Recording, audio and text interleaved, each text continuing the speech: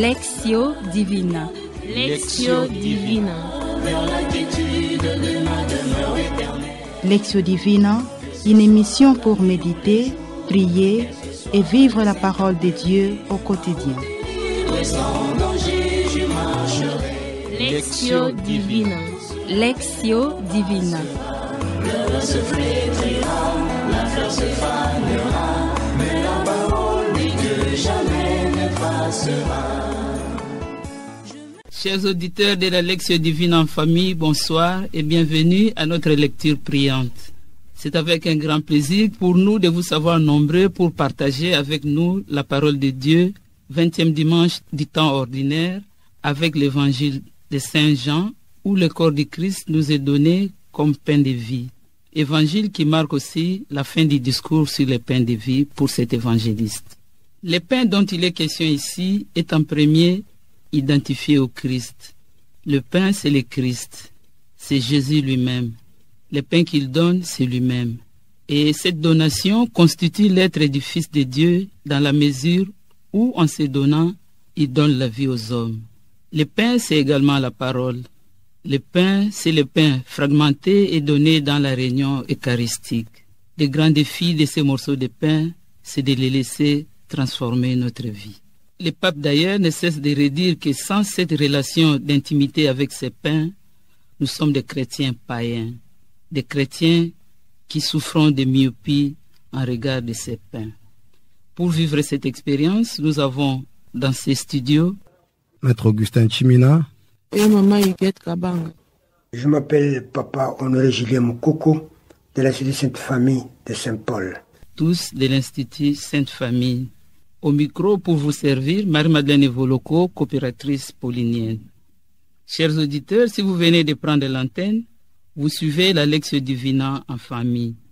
Nous vous prions de bien vouloir vous mettre dans des conditions de recueillement et d'apprêter vos Bibles. Invoquons le Saint-Esprit pour qu'il nous aide à nous identifier à ces pains de vie, afin qu'il nous fasse grandir et nous fasse vivre comme des sages et que petit à petit, qu'il nous fasse devenir de plus en plus comme Jésus.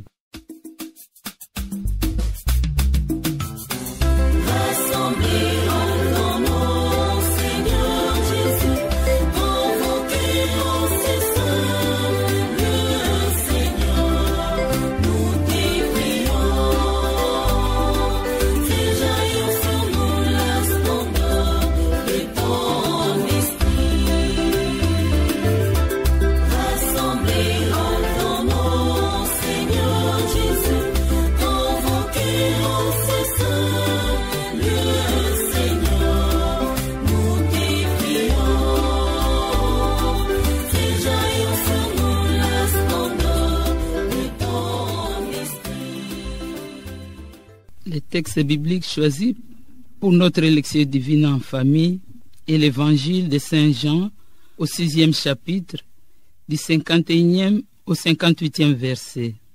En lisant cet évangile, presque à chaque verset, les mots « manger ma chair, boire mon sang » reviennent dans le discours de Jésus, par 6 fois.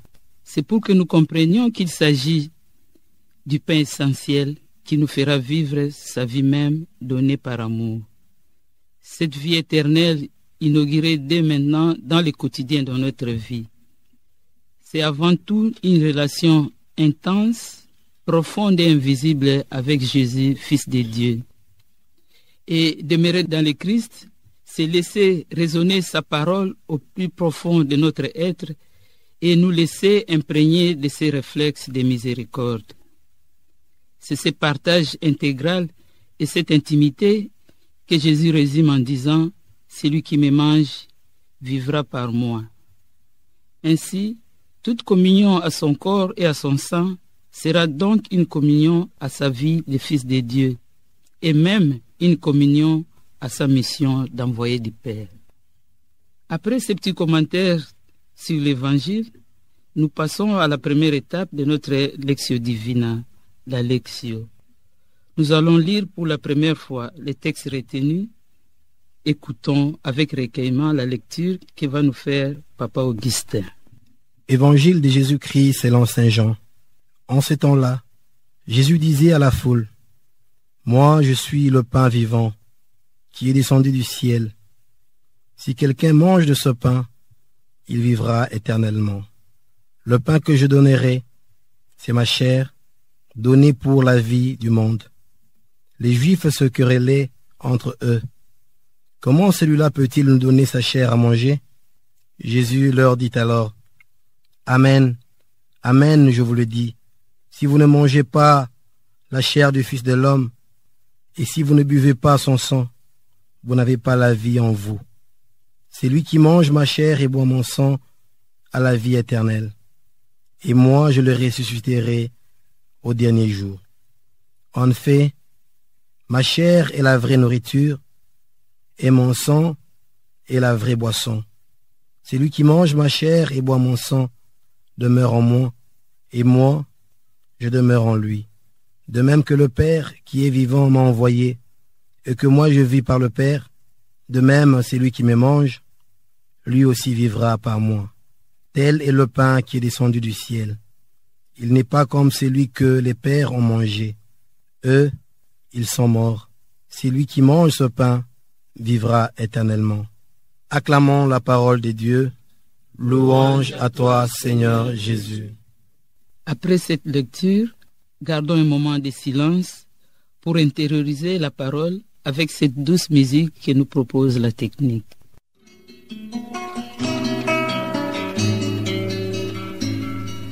Voici le corps et le sang du Seigneur, la coupe du salut et le pain de la vie. Dieu immortel se donne en nourriture pour que nous ayons la vie éternelle. Au moment de passer vers son Père, le Seigneur prit du pain et du vin pour que soit accompli le mystère qui apaise à jamais notre âme. Voici le corps et le sang du Seigneur, la coupe du salut et le pain de la vie. Dieu immortel se donne en nourriture. À présent, à tour de rôle, chacun de nous va lire sans commenter les passages qu'il a marqués. Dans cette péricope de l'Évangile, ce qui m'a plus touché, c'est tel est le pain qui est descendu du ciel. Il n'est pas comme celui que les pères ont mangé. Eux, ils sont morts. Celui qui mange ce pain vivra éternellement. Celui qui mange ma chair et boit mon sang a la vie éternelle. En effet, ma chair est la vraie nourriture et mon sang la vraie boisson. Voilà. Après ce partage, nous passons à la seconde étape de notre Lectio Divina, la méditation. Et c'est le moment de nous demander qu'est-ce que cet évangile me dit à moi, ici et maintenant, et qu'est-ce que je réponds à cette parole. Mais beaucoup d'autres questions peuvent aussi bousculer notre esprit, et nous pouvons aussi nous demander, est-ce que nous mesurons l'appel à l'intimité qui nous est lancé quand le Christ dit « Celui qui me mange vivra par moi ». Que signifie pour nous le sang et le corps du Christ que nous recevons dans les sacrements de l'Eucharistie à chaque messe? À quoi nous nous engageons quand nous mangeons la parole, quand nous mangeons le pain? À présent, nous allons partager les fruits de notre méditation. Chacun de nous pense à la parole et les résolutions qu'il a prises. Oui, Papa Augustin. Cet extrait de l'Évangile m'interpelle sur mes besoins quotidiens, notamment celui de manger. Très souvent, je me préoccupe de nourrir la chair en oubliant de nourrir mon esprit. Et ici, le Christ me rappelle que la vraie nourriture et la vraie boisson dont a besoin mon corps, c'est lui. Lui qui est le chemin, la vie et la vérité. Lui qui est la vie éternelle. Je me sens donc interpellé à devoir tourner désormais mon regard vers le Christ, à devoir communier à son corps et à son sang, qui est source de la vie et qui est même la vie, la vraie vie. Ces paraboles me montrent l'amour inconditionnel de Dieu pour moi. Jésus s'est donné lui-même afin que je puisse avoir la vie et en abondance. Jésus est le pain vivant. Tant que le Christ est en moi, j'ai la vie. La vraie nourriture et une bonne alimentation nous préservent de tout mal et de tout maux. C'est pourquoi je dois manger et boire chaque jour le corps et le sang du Christ pour ma santé spirituelle, physique et émotionnelle. Alors, en tant qu'épouse et mère, j'ai le devoir d'inviter ma famille à faire confiance et à manger le corps et le sang du Christ pour notre vie et rester en bonne santé éternellement. Amen. Quel est ce pain que nous devons manger? Déjà, rien que par sa parole, nous vivons spirituellement. En mangeant, en écoutant la parole de Dieu, la parole de Jésus, nous mangeons déjà Jésus et nous avons la vie en lui. Car sans la parole, nous n'avons pas la vie. Alors lui qui est venu du ciel comme pain à manger, aujourd'hui le pain, si nous prenons sur le plan naturel, le pain c'est quoi? Le pain c'est la nourriture. Aller dans une alimentation, acheter du pain, ça goûte. Mais pour combien de temps? Vous mangez le pain au lait, vous mangez le pain complet, vous mangez le pain gris. Mais celui-là, il se termine, il s'épuise. Mais le pain de vie, celui qui vient du ciel, il ne s'épuise pas. Il ne s'achète pas. Il s'octroie. Comment? En se préparant à recevoir et à rencontrer Jésus. Comment nous préparer intérieurement? Nous devons nous préparer intérieurement. C'est pas nous préparer, prendre de l'argent, mettre dans nos poches, aller dans les alimentations, mais nous préparer intérieurement. Mais le corps de Christ, on ne l'achète pas. On le reçoit de Dieu gratuitement parce que notre intérieur doit vivre avec le corps de Christ. Après ces partages riches et émouvants, nous arrivons à la troisième étape de notre lectio divina, l'oratio. Et chacun de nous va faire une courte prière après avoir relu les passages qu'il a marqués. Seigneur, merci pour cette révélation. Merci pour t'être donné en vraie nourriture et en vraie boisson. Aide-moi, Seigneur, tous les jours de ma vie à être prêt pour manger cette nourriture et cette boisson que tu es, afin que je puisse avoir la vie et la vie éternelle.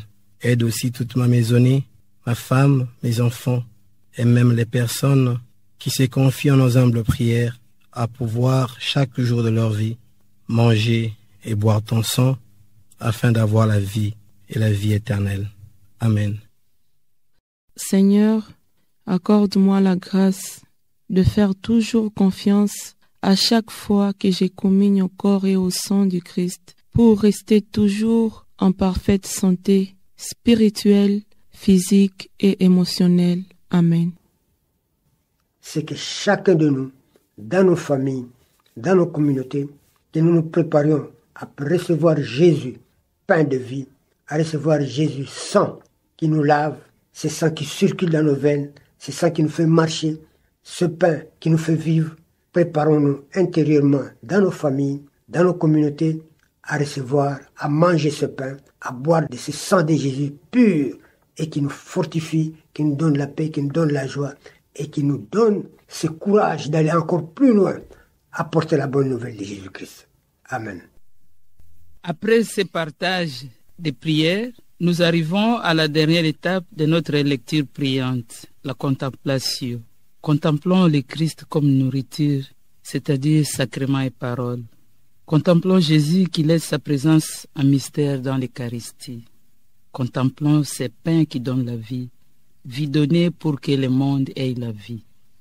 Chers auditeurs, nous voici arrivés à la fin de notre lectio divina en famille, en ayant bien sûr à l'esprit que tous les baptisés sont des envoyés et que nous ne devons pas nous contenter de manger le Christ sans aucun engagement à le faire connaître. Nous vous disons merci pour votre attention. Nous disons également merci à toutes les familles de l'Institut Sainte Famille qui nous ont aidés à préparer cette lectio divina. Nous vous disons merci. Nous disons merci à l'équipe technique avec Rita Almichi, fille de Saint-Paul, et Olivier Ngiesi. Au revoir et à la prochaine, même jour et même heure. C'était au micro Marie-Madeleine Evoloko, coopératrice paulinienne.